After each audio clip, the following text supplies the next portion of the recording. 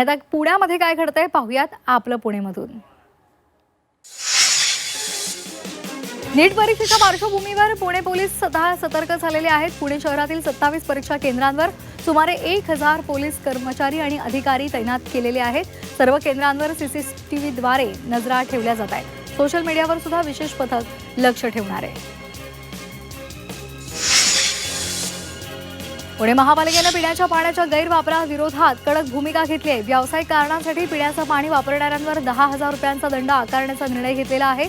पावसाचा प्रतिकूल अंदाज आणि शहरातील पाणी टंचाईच्या पार्श्वभूमीवर हा निर्णय घेतलाय।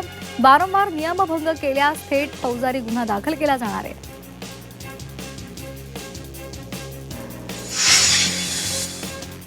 पाहूया नाशिकमधल्या महत्त्वाच्या घडामोडी।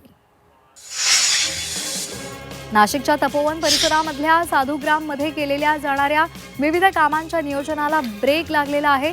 तपोवनामधील वृक्षतोडी संदर्भात मनपाला राष्ट्रीय हरित लवादानं झटका दिलेला आहे आणि वृक्षतोडीला 14 ऑगस्टपर्यंत स्थगिती दिली आहे।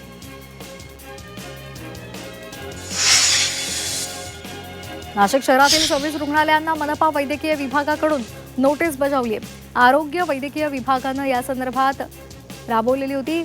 शहरातील रुग्णालयाच्या कागदपत्रांची विशेष तपासणी मोहीम सुरू आहे आणि या मोहिमेअंतर्गत 674 नोंदणीकृत रुग्णालयांपैकी 26 रुग्णालयांची कागदपत्र तसंच विविध प्रकारचे महत्त्वपूर्ण दाखले आढळून आलेले नाही आहेत।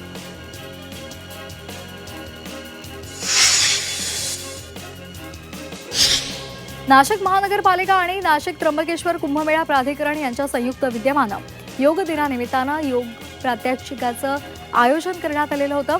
योग प्रात्यक्षिकांसाठी मंत्री गिरीश महाजन यांची उपस्थिती सुद्धा होती।